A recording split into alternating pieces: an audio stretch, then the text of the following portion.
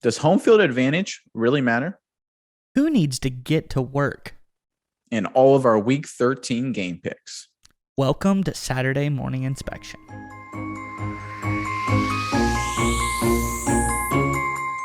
Sleigh bells ringing, diamonds blinging, carols singing, favorite season. Sleigh bells ringing, diamonds blinging, carols singing, favorite season. They said, say Nick, what you got up in that bag, yeah. I got racks in my sack or in my bag, yeah. They said, say Nick, what you got up in that bag, yeah. I got racks in my sack or in my bag, yeah. Frozen, neck is frozen. Catch me rolling, I'm the chosen. Welcome to Saturday Morning Inspection. I'm Nick Rudman, joined as always by the man with fabulous hair, Andrew Mize. We are not your typical big sports media show with the big budgets, the fancy suits, and the hot takes. We got to make up for it. We got to work ridiculously hard. We got to do our research and be ridiculously good looking. That's right, Nick. And because it's hard to be this good looking, sometimes we need some help. And that comes from you, the viewer. So whether you're watching on YouTube, Apple, Spotify, whatever your listening pleasure may be, we could use your help. If you could leave us a like, a comment, you could subscribe on YouTube. All of those help. On YouTube, Apple, and Spotify, we're at Saturday Morning Inspection. On Facebook and Twitter, we're at SMI Football Show.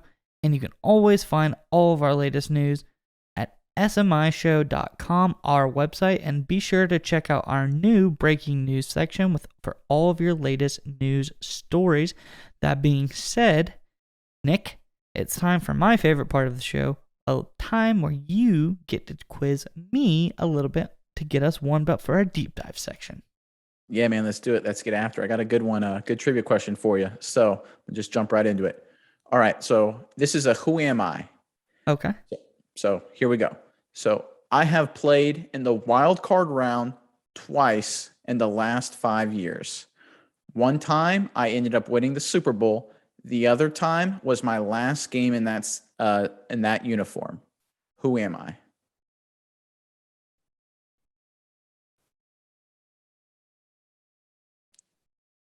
Three, two, one. He won the Super Bowl last year. That's your hint. Tom Brady. Tom Brady, yeah. When they must have not gone to the Super Bowl that year then. No, they didn't. The first time. Yeah, they lost Tennessee in the first round. Ah. Right, and that was his last game as a Patriot. Gotcha. Yeah. I was thinking that, but then I was cheating by looking at our graphic that we have prepared. And I was like, well, I don't see the Patriots on here as a wild card twice, so that must not be the answer. Psych myself out. But that was a good one. He's who knew? You know, Tom's Super Bowl questions are always so hard because you have about 34 to pick from. Yeah, anything with the Patriots or Brady in the playoffs, it's most of the time with these guys you got like a 50-50 shot, but with Brady it's like 1 out of 20. The odds are not in your favor. Oh, well, that leads us perfectly into our deep dive segment this week. And I think it's more than what we're calling it, but what we are calling it is, does home field advantage really matter, or how much does that play in to things as far as football goes? But it's a little bit deeper than that. I don't think it's just that. It's we're going to talk about what exactly goes into day-to-day of on game day, the day before, prep, install, all those kinds of things. And it's a very interesting segment, so make sure you stay tuned throughout this whole one. There's a lot of great stuff coming up. That being said, Nick, I'm going to bring up our graphic, and we can get right into it. Yeah, so we wanted to start off to give you some evidence as to why home field advantage plays a role. And so right here, you've got the last 11 Super Bowl participants, and the winners are on the far left in their respective columns. You see the pairs of participants there on the screen.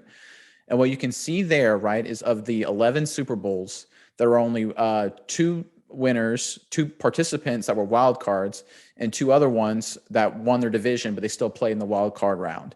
Everybody else had a bye. And what that tells you is that home field games really, really matter, especially in the playoffs, right? Because in the playoffs, you're playing a good team. Obviously, you got to be a good team to get in the playoffs. It's a tough matchup.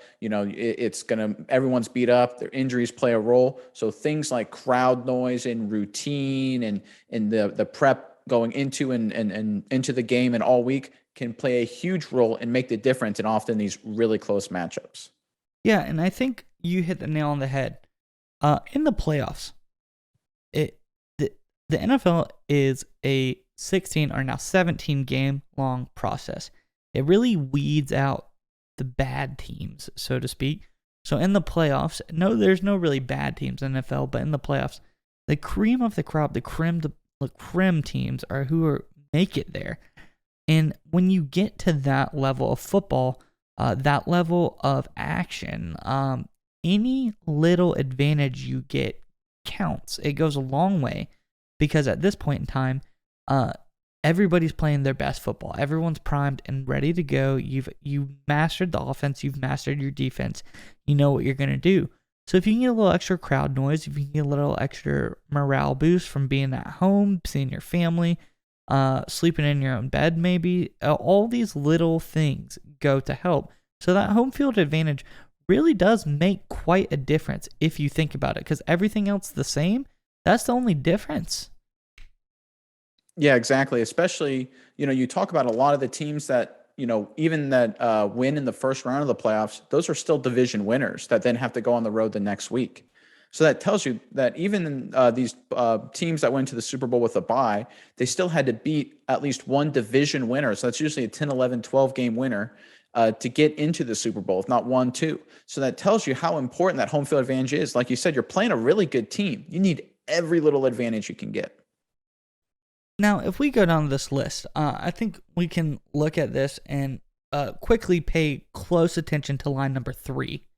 Now that we see that the Ravens beat the 49ers in the Super Bowl, we can look at the rest of the list. One thing you see, and we pointed this out, tons of buys. First round buy is a huge deal. Extra rest, extra everything. Like we said, every little advantage matters. What does a first round buy also bring? Home field advantage throughout the playoffs. Huge, huge, huge deal there as well. So, one thing that I like to bring to attention is how the NFL is different than every other sport because of a lot of these things, in that any little game at the end of the season, because there's so few games, every game really does matter for a good team. And any bad quote-unquote team can really affect other teams' seasons. Like if you're a Jets, if you're a Jaguars, somebody like that, and you pop up out of the woodwork to beat a team, that loss can really be detrimental to them to get this first round by home field advantage seeding into the playoffs. And I think it's very interesting. There's not many other sports where one game can make such a big difference. Yeah, you're exactly right. And that's why the matchups, Green Bay, for example, because going to Green Bay in the playoffs or going to New England, right? Cold weather road game, if you're a road opponent, is so brutally tough, especially with good fan bases. That's why it's so important during the regular season for contenders to try and beat teams like the Packers, like the Patriots, because you don't want to go through Lambeau Field or go through Foxborough and the Patriots. It's just too tough to win playoff games in those bad weather places. Absolutely. And that's also why you see a huge lack of Florida-based teams on here, except for the end, but that's a Tom Brady-led Florida team. Yeah. So, have you noticed, though, outside of, let's look at this list really quickly, San Francisco, Los Angeles, and Tampa, which is 4 out of, let's see, I don't know, like 20 teams on here. All of these are cold weather teams. I wonder if that plays any... Baltimore's a cold weather team. New York's a pretty cold weather team. Green Bay, Pittsburgh, New England. Seattle can get pretty cold. Denver can get really cold. Philadelphia also can get cold. Same thing with Kansas City. I wonder if that has anything to do with it. I mean, I've never really sat down and looked at all of this. Do you think home teams, like we said, adding extra advantages here, home teams that get the home field advantage and play in a location that is less desirable for other teams, does that give them an extra edge? I think so, because I think, and we'll talk about it briefly, but if you're a road team and you go to play somewhere, let's say it's Lambeau Field, right? You're going there, it's January, it's a playoff game, you land on a Friday or something like that. It's snowy, it's icy, it's cold, it's miserable, right? It's a shock to your system. And now you got to get ready to play a game. You got to go through all your routines the day before and game day. And that's just tough because if you're not used to the cold, if you're from a warm weather climate, that can be just a real surprise. It's almost like jet lag, right? You got to get acclimated to the new environment. Whereas the home team, they're already acclimated. They're in their comfort zone. They're going through their normal routine as if there isn't any problem in the world. They're used to that weather. They're used to that environment. That's very interesting to me. Very interesting. But I think this is a really good starter to kind of give us a look at it. But you have a lot of first-hand experience with some of this stuff. Let's jump into a little graphic that you sent me earlier in the week, and I think it's very, very interesting. Yeah, as you're pulling it up, what you see there is an itinerary from one of my home games. It was my junior year in college. And you can see on the far left, that's our Friday. Obviously, college. This was the game before, or the day before the game. I'm sorry. And then you have Saturday, which is game day, and then you have Sunday, which is obviously the day after the game. And you can see the itinerary and the flow and all the activities and actions and meetings and practices and everything that goes before the game, up to the game, and the day after. Do you want to just walk through it and starting with the day before and go through the whole weekend? Sure. Would you like me to start reading for you? Yeah, go ahead. Okay, so on your Friday, I'll read through it, and then maybe you can. I'll read through day by day, one day at a time, and you dissect it for us a little bit once I get done. So on Friday, we got our 2:30 p.m. meeting. Then you have your 4:30 p.m. walkthrough at the practice field. Yeah. And So Go ahead. the meeting thing, right? And this is right. You've had game plans and meetings all week. Everybody knows the game plan. The game, and you'll see this is going to be a common theme here, is that you have a meeting where you talk about the game plan some more, and then you go out to the practice field. Remember, you've practiced all week, and you go through a walkthrough of the game plan. Again, this is just going to be a recurring theme here as the coaches just keep trying to drill in these game plans and plays into players' head. Even though I always wondered if they didn't get it by now, they're never going to get it. But anyway, keep going. Absolutely. So then we have our 6:30 supper. Interesting word choice to call it supper, not dinner, but nonetheless. And then you have your chapel Riverview room. I'm assuming if someone wanted to go to church a little bit before hand, then depart for the hotel, North Charleston Inn. Then as soon as you arrive at the hotel, you're about 30 minutes after. Offense defense meeting, another meeting. Then at 8:20 you have a whole team meeting, snack, bed check at 9:30, lights out 10 o'clock. Let's go through the latter half. Yeah. So this is again more meetings, right? Just and why you have an offense defense meeting where the coach again goes through the keys of the game and the game plan. And this is all high level silly stuff, right? It's the head coach or the offensive coordinator. He's saying, guys, we got to run the ball well. We got to take care of the football. No dumb penalties. And you're just kind of like, well, duh. Like, if you had to tell us that, we're kind of in trouble already, right? You'd think they'd come in and be like, listen, guys, emergency team meeting. I cracked the code. On the third snap count, number 4 is going to lift his hand up. This is going to be the optimal play to hit the seam for a touchdown. This is all I wanted to bring you in for. Something groundbreaking like that. Not that, okay, let's go over our same game plan for the 5th time this week. Yeah, not even that. So what would happen a lot of times is at that Friday night meeting, the coaches would hand out tests, and you'd have to literally, it's like a test, like in school, right? They'd ask 20 questions or whatever. You have to write in answers. And again, I thought that was weird because what's going to happen? Like if the starters like screw up and don't know the test, are you going to bench your all conference player because you didn't do well on the test before the game plan? Yeah. Could you imagine if Aaron Miller, the quarterback at the time, like failed the test? Well, I guess we're going to put in, somebody else. I guess we're gonna go another quarterback this week. Or like if people don't, if people really fail it, like as a coach, I wouldn't want to know that, right? I would because ignorance is bliss there. Because if the players really fail it and screw it up, like in these tests, you're gonna go into the game thinking, oh my gosh, they're gonna screw up the entire game plan. This is gonna be a disaster. I wouldn't want to know that one way or the other. I would want to assume that they were right on track and they knew all the plays. Do you think they actually graded the test, or they probably like throw them away afterwards? That's actually a really good question. they probably, now I think about it, maybe they just threw them away afterwards. Just Suckers got to take this test, waste some time. Or I wonder if like the coaches like took the test and then graded it once and saw it went really badly and then just never graded it again. Like, oh, that's a good question. We should get a coach on here and ask him that question. that's good. So after that, you have the offense defense meeting, and then you have a full team meeting. So again, another meeting. Snack. So about this meeting, this was when a lot of times when the coach would bring in like an inspirational speaker or something like that to talk for like 10, 15 minutes. And again, this is weird because we're all football players. Do we really need to be inspired to play football?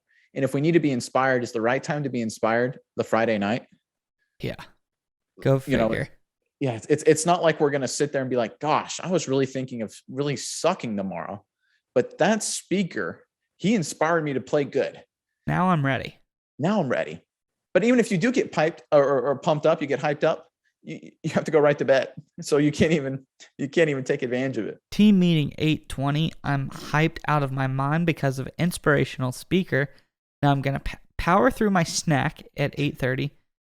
What kind of stuff would y'all get for a snack? Snack's a weird choice of words. So this was 2 Chick-fil-A sandwiches most days, right? And again, it was kind of silly because it's fried chicken, so it's not necessarily the best food, I would think, the day before a game. You think they'd give you like rolled oats with a protein shake or something? Or something like that, or maybe just some fruit, or I don't know, something that actually maybe had some more nutritional value. Now, I love Chick-fil-A as much as the next guy, but at the same time, 2 fried chicken sandwich with honey mustard. They always gave us honey mustard. Probably not the best healthy alternative or healthy option the night before a big game. Yes, absolutely. We can't be clear enough. No Chick-fil-A hate here. We're actually looking for sponsors, Chick-fil-A. So if you'd like to throw your hat in the ring, you can get on the list. It's quite a long list right now, so we'll get back to you as fast as we can, though. So we hit the snack, and we'll hit on, I'm curious, maybe after we go through a couple more things, we can hit on all the kind of pregame meals and things like that, because I think that's very interesting as well. But then lights out, 9:30, bed check. Okay, so now we're in bed at a hotel, and we're rolling over to the next day, game day, Saturday. Yep. So 7:30 a.m., wake up. 8 o'clock, a walkthrough at the hotel. You want to touch on that? Yeah, again, it's just another meet, right? So we had a walkthrough Friday before. We had 2 meetings the Friday before. And then we have another walkthrough the game of to go through the exact same thing you've been doing all week and did yesterday. So is a walkthrough, for those who may not know, is it exactly what it sounds like? You're just standing there and you go, okay, 32 power right, and you literally just walk through the play, and everyone just stands there, puts their hands up like they're blocking or whatever, and you just strictly walk through the play so you don't mess it up. Yeah, so half of the walkthroughs are like that. In this case, yeah, so this would be in the hotel parking lot. So I'm not kidding you. We'd be in a parking lot outside. People would be parking, leaving the hotel or something in the morning, and you get a few weird looks. But yeah, this is everybody lined up like in an offense, defense, and like sweatpants, and you just walk through the plays. Now, there are some walkthroughs, like if it's on the practice field, that you are more jog throughs or run throughs. There's just no contact and no pads. So like hit the hole and keep going. Yeah, but this one was literally just take a few steps and walk. And here's the funny part. You'd still have guys screw this up play-wise, but because it was so slow, like they would always kind of have time to correct a little bit, just to kind of, so like they take a step and you hear a coach go, and then they like go the other way. The coach would be like, good job. You got it. You totally didn't screw it up. You totally didn't screw it up. All right.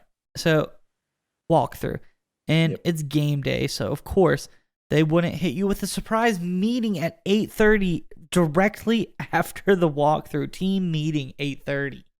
Goodness. Yeah, this again, just in case we all forgot that we were playing a football game that day, the coach would tell us the big keys to victory and that we had a big game that day. Again, we might have all forgotten it. We didn't do any football related activities for the last 6 days or the last 24 hours straight. But in case one of us did forget it, we have a good meeting here to remind us. All right. Well, now we are departing to leave the hotel go back to the school, go back to campus. We're at campus. We have our pregame meal / taping. I'm assuming that means like athletic taping. Yeah. So that would be ankles and wrists and stuff like that. Did you ever get your wrist or anything like that taped? So in high school, I would do what's called spatting, and that's when you tape outside of your cleats. And the reason I did that in high school, because I was always scared to death my cleat would come off or something like that. And I'd have to leave the field or something. So that always just bugged me. That was kind of an irrational fear. In college, they didn't spat. Our team didn't spat. So I never was a big tape guy. I don't know if you remember when I broke my hand a couple times. I think senior year, maybe junior year, especially too. Your pinky. Yeah. So there you go. There's that one for you. Beautiful. But yeah. So things like that, I would get taped up. Right. Okay. If I had the soft cast, that would be taped up. If I had a dislocated finger, I'd tape that. But I was never just a wrist and ankles guy. That was never really my thing. It's all personal preference. It really doesn't do a whole lot support wise. At least I don't think. Some people just like it as it's like a security blanket kind of thing. It makes you feel good. Did you wear gloves ever? So yeah, I wore gloves. Basically mainly because I'm going to be honest, mainly because they look cool. Yeah, definitely. And if you don't wear gloves, your hands get all bruised and bloody pretty easy. And that kind of stinks, walking around with bruised, bloody hands. So I like the idea of wearing gloves because they always look cool and it protected my hands a little bit. But dual purpose. Good choice. And the primary reason was because they look cool. Just in case anyone wanted pictures of me on the sideline, I wanted to look like a legit football player, with gloves. Without gloves, you look kind of, if you don't have gloves and you're not on the field, you look really, really bad. Absolutely. But if you're not on the field and you do have gloves, hey, that guy could be a player. He's just resting. He's probably about to go back in. Exactly. All right. So 9 a.m. pregame meal taping, 10:55, bus to stadium, 1 o'clock, beat Samford. I'm glad that they put beat on there as if you were to forget that you're supposed to win the game.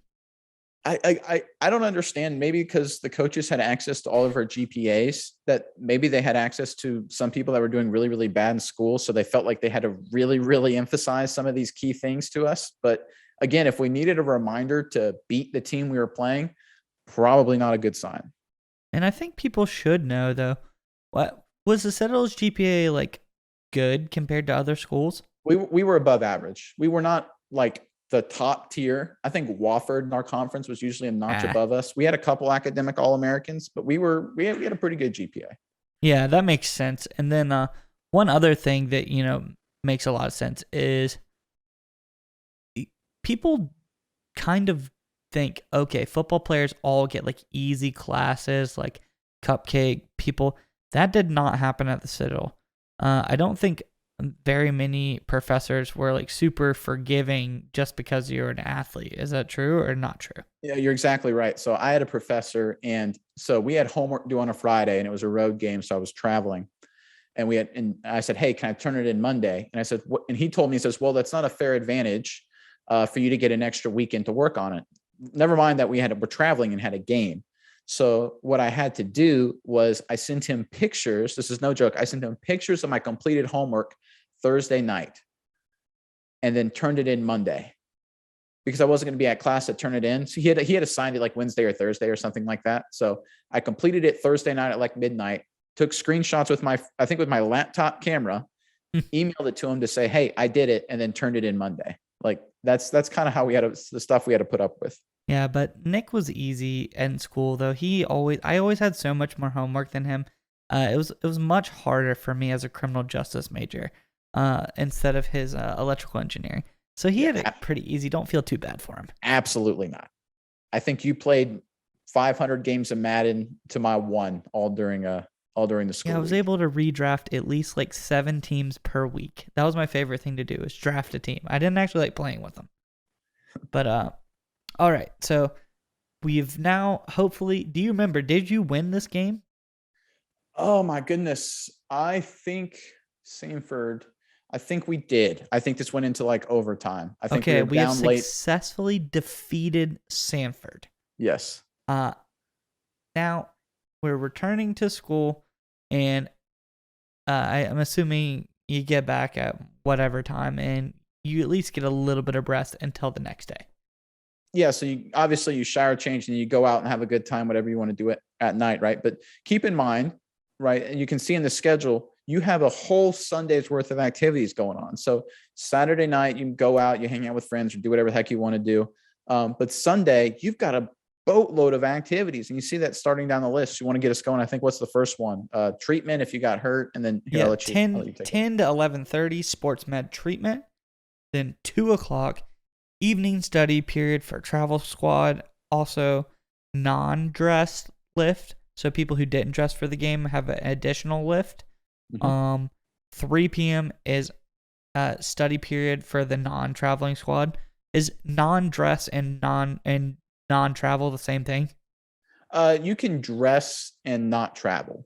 Okay. So usually for obviously home games, it's cheaper to dress, right? Because if you travel, you have to pay for that person's hotel room and food and all that.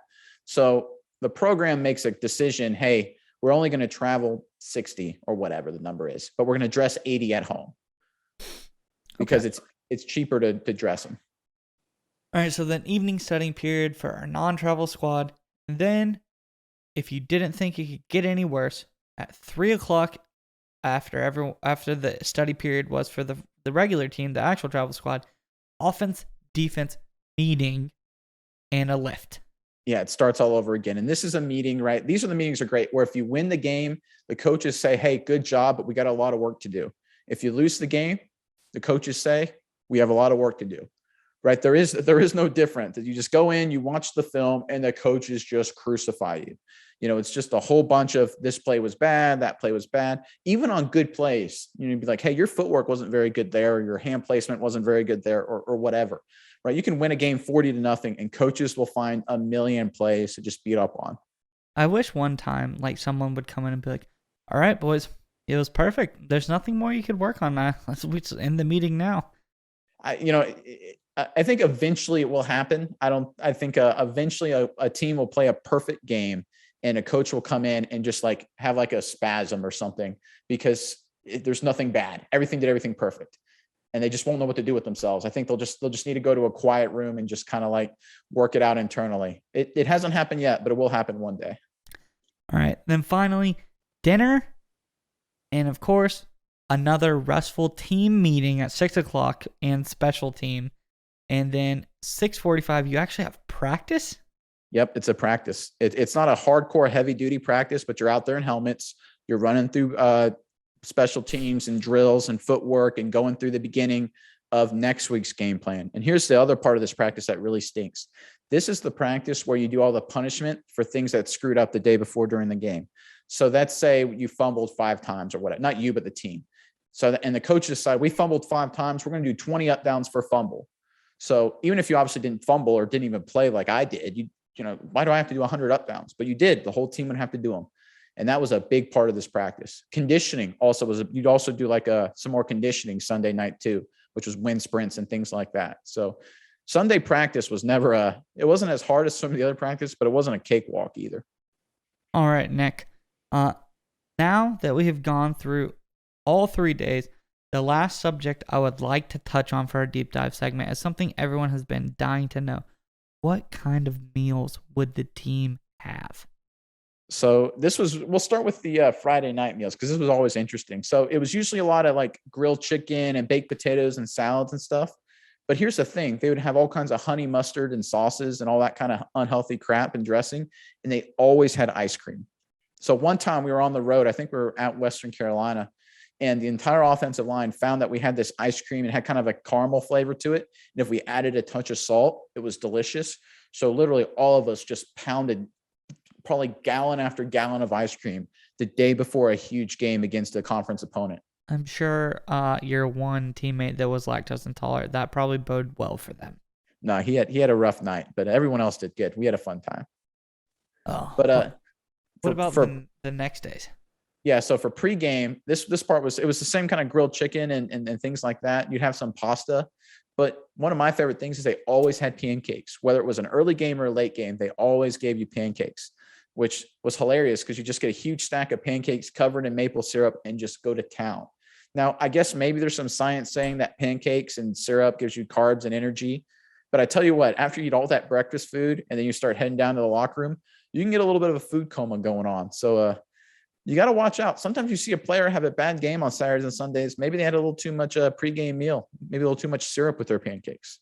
See, when I was wrestling, not only did I eat a little bit because you weren't allowed to eat, period, but I would always eat like a very light meal, like a granola bar or something, because I couldn't ever, like you said, I'd get sluggish if I ate too much.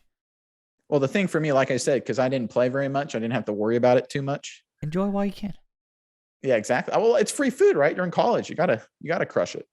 Absolutely. And then finally, what kind of games would you eat on your Sunday, like post-game meals? Yeah, so we would have sometimes food brought in. So this would be when like boosters or sponsors, they'd put us up and have us a little dinner. They always called it steak night, but it wasn't steak most of the time. It was usually something much cheaper. And if it was steak, it was the cheapest possible beef you could imagine. It was meant to be kind of like a treat, but it was always kind of an ordeal because you had to sit there with if you're around boosters or whatever, or the different donors, you had to like be proper and polite and clean shaven and dressed up a certain way. You couldn't just cut loose. So it was meant to be a reward, but it was almost like another practice, or even worse, it was almost like another meeting. It was really, really close to another meeting. I literally look at the schedule and don't think they could possibly fit in another meeting. Yeah. Next time you're at your big corporate America job and think that, gosh, I wish I could be in, the world of sports where there's no more meetings and nonsense and, everything's so efficient and streamlined and dedicated. I'm telling you right now, it's wrong. not. Yeah. Oh, well, anyways, that was good. I think this cleared up a lot. Is there anything else that you'd like to touch on? I think we've got the meat of it, but yeah, no, I think it was a good segment. Really enjoyed talking about that. We're gonna have to take a deeper look into some more of these related topics in the future. absolutely. Maybe we can go into like dietitian, like pregame meals. I have a cousin who's a dietitian. We can maybe get her on and ask her some stuff. But nonetheless, Nick, let's jump right on into our gut check segment now. I believe you said that you thought that New Orleans had a slight edge over Dallas, so I'll go ahead and put you down for that one. Next up, Nick, we've got Tampa Bay Buccaneers at the Atlanta Falcons. Big rivalry game. Yeah, so I mean, Brady and the Bucks coming off a big win against the Colts. I think they keep riding high. I'm going the Buccaneers. Yeah, I have to tend to believe you. The Falcons have gotten some wins, but they just don't seem too strong of a team. Next up, we have Arizona Cardinals at the Chicago Bears. Can the Bears turn things around? I think the Arizonas, they kind of had a tumultuous season, but Kyler Murray should be getting healthy. I think they beat the Bears. Yeah, I don't think the Bears can put it together enough to beat a good team, a solid team like the Arizona Cardinals. Now to an interesting game. Got the Los Angeles Chargers versus the Cincinnati Bengals. I think the Chargers are coming off a tough loss. The Bengals are coming off a big win. We talk about regression to the mean a lot. I think the Chargers make a kind of come back a little bit. Herbert has a good game. I think they beat the Bengals. I'm going to try to go against the mean here. I'm going to say that the Bengals could possibly find a way to keep rolling. The Chargers, I've seen them be vulnerable to quick passing attacks, things like that. Joe Mixon also put up a heck of a game last week, so the Bengals have proved that they can run the ball a little bit as well. I think they have some tools that may be able to help them out in the win there. So we'll have to see what happens. Minnesota Vikings at the Detroit Lions. I know you're going to go Detroit, but I think Minnesota's going to beat them by 2 scores. I have to go Detroit until they win, to my own detriment possibly, but maybe this is the week. It's not like it's impossible against the Vikings. It's actually possible, but they keep getting so close and then yet losing in the most heartbreaking ways ever. So, let's go Detroit. We can beat Minnesota. I feel it. We have the New York Giants at the Miami Dolphins. Miami's playing better. I'm going to go Tua and the Dolphins. I see your Tua and the Dolphins. I will raise you Daniel Jones, Joe Judge, getting to work and trying to figure this out. I think that they're going to do this to the best of their ability. I think that New York can maybe possibly get this game taken care of. Next up, we have Philadelphia Eagles at the New York Jets. You got to go Eagles here just because the Jets are bad. But, the Jets coming off a win. Maybe they're playing better, but I'm still going to go Philly. I didn't really see much. Zach Wilson's back, and that doesn't give me confidence. Anyone else would give me confidence. So I'm going to stick with the Eagles here. Colts versus the Texans. Indianapolis gets a big bounce back. Heartbreaker lost last week against Tampa. They had a real chance to win that one. They're playing better. Taylor has a big game, kind of cements his MVP status. I think they beat up Houston. Going Colts. All right. I would have to agree with you there, to be honest. Indy's too good of a team. Washington football team versus the Las Vegas Raiders. I'm going to go Derek Carr on the Raiders. Derek Carr doesn't seem to quit. He's shown himself to be a great leader. I think the Raiders win this one. Washington's coming off of a surprising win against the Seattle Seahawks. I think the Raiders are just floundering too much. There's too much gone from the team. Hunter Renfrow's kind of emerging as a bit of a star for them, but I think Washington has some stick-to-itiveness. Maybe they can pull this game one out.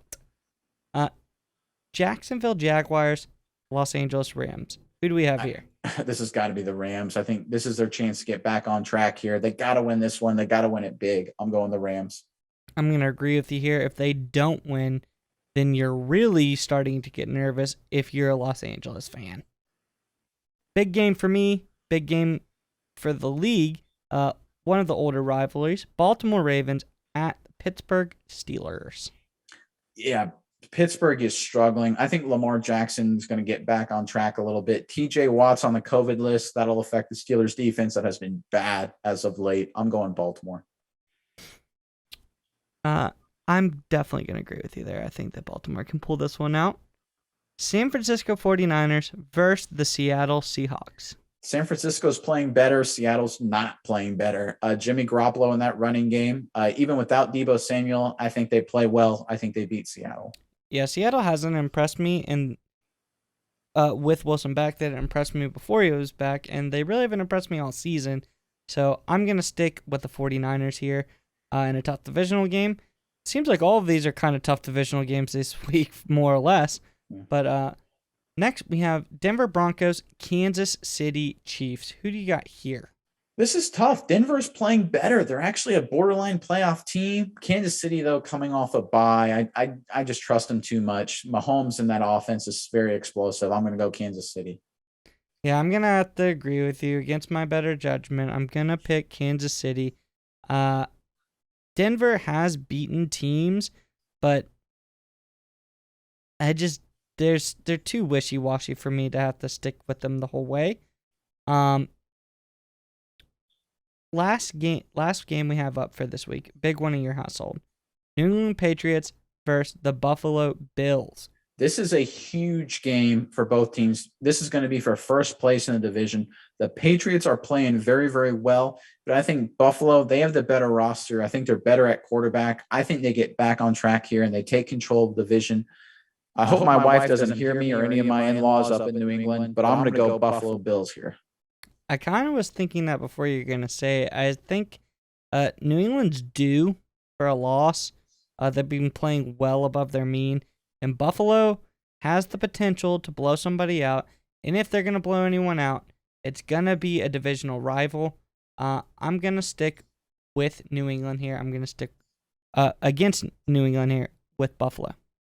Yeah, I think I agree with you there. Obviously, I think Josh Allen is right for a big game. And I'm excited to see it. But, I think we've gone through the game picks, though. I think we need to take a closer look. I think it may be time to get to work. All right, Nick, now that we are properly dressed to get to work, who do you got for your Let's Get to Work selection this week? So I think it's very fitting that we're wearing the hard hat and the vest, because the guy I'm going to bring up is a guy who's normally associated, with wearing the flashy clothes and, looking all the GQ style. And that's Jimmy Garoppolo, quarterback of the San Francisco 49ers. Look, Deebo Samuel is hurt this week. He's going to be out this week and probably the next. Jimmy G has to have a big game against the Seattle Seahawks to keep his team back on track. Look, Seattle's on a little bit of a decline, but Russell Wilson can always find a way to keep Seattle in the game. Without his main man, Deebo Samuel, Jimmy Garoppolo is going to have to bring his lunch pail to work, put on his hard hat, bring his tool belt, and for the first time, maybe get his fingernails a little dirty, but grind it out with a tough win. These division games are always tough. Seattle plays San Francisco very, very hard all of the time. I'm counting on Jimmy Garoppolo to have a big game, and I'm calling him out. Look, he doesn't have Deebo Samuel. It's going to be a tough rivalry game. He's got to step up for a San Francisco team that's right on the edge of the playoff picture. I agree with that. He's going to have to put this hard hat on, and he's going to have to get to work. They're going to have a tough sledding defensive running game, and, Jimmy needs to put on his work boots and get out there and lead this team to a victory. But that's not the only quarterback who needs to get to work this weekend. And right now, I'm looking at you, Lamar. After last week, I was sickened by the performance that was put on. 4 interceptions is unacceptable. I know we get the win, but it was a gift because Baker Mayfield and the Cleveland Browns suck. They couldn't win a game that was actually handed to them. I know you're feeling sick the past week. You're probably not 100%, but you need to stop eating the shrimp Alfredo. You need to put your big boy pants on. Let's get some grilled chicken and broccoli and rice in there. I need you to get to work. We got to take this job seriously. Whatever makes you sick, we got to limit these things down. We've got to get back in the lab, as you say. We got to start playing some better football, and we have to win against the Steelers. It is of the utmost importance because they suck this season as well. And if we don't beat them, we are going to look like a team that doesn't have a chance in the playoffs. Yeah, Lamar Jackson, like you said, 4 picks. He's had 3 straight games with interceptions. He's got to get to work. He's got to show up in the film room. Hey, he's got to be the first one in, and he's got to not leave. He can't be the last guy out. He has to always be in that film room, always be in the practice, getting that offense, getting Rashad Bateman, getting Hollywood Brown, getting Andrews, getting everybody on the same page. Because let's be honest, we were there. He did not have his best game against the Browns. He's got to step it up against another tough, hardened rivalry game. We got 2 big rivalry matchups this week, and both quarterbacks, Jimmy Garoppolo for the 49ers and Lamar Jackson for the Ravens, they got to get to work. I agree. Fun stat, though. I believe Lamar is 6-2 this season in games where he had 2 more picks. So, yeah, I hate that he's had 8 games with 2 more picks. But, anyways, that was a good get-to-work segment. Since we have shot this thing a little bit out of order, let's just go ahead and end it now. We can get to work by ending the show on a good note. So, Nick, that's it. That's the show. Do you have anything to say to the viewers? No, just like our outfits and just like this segment, we are 100% about working hard. We want to be the hardest working football show around, bar none, because we want to make a great show for you guys, our viewers and our listeners. However you follow us, whether it's on YouTube at our channel, Saturday Morning Inspection, whether it's via podcast, Spotify, or Apple Podcasts, we appreciate you guys taking the time to listen and watch us. Please like, comment, subscribe. Let us know what you liked. Let us know what you didn't like. We're all about grinding it hard, putting on our work vests and our hard hats and grinding out great shows for you guys. If you want to find us on Twitter, we're at SMI Football Show. We're also on Facebook, same handle at SMI Football Show. As always, like we say, we are not big sports media. We don't have the big budgets or the fancy suits or the hot takes. We got to make up for it by putting on a great show for you guys, which we try to do each and every single time. As always, I'm Nick Rudman. That's Andrew Mize, and this is our show. Mize, final thoughts? My final thoughts, you, the viewer, you got to get to work. Leave us a comment, like, subscribe. As you can see, we've got hard hats and vests, no fancy suits. We've got a great week of football coming up, and we will see you next week. They said, say, Nick, what you got up in that bag, yeah. I got racks in my sack, hurt my back, yeah. They said, say, Nick, what you got up in that bag, yeah. I got racks.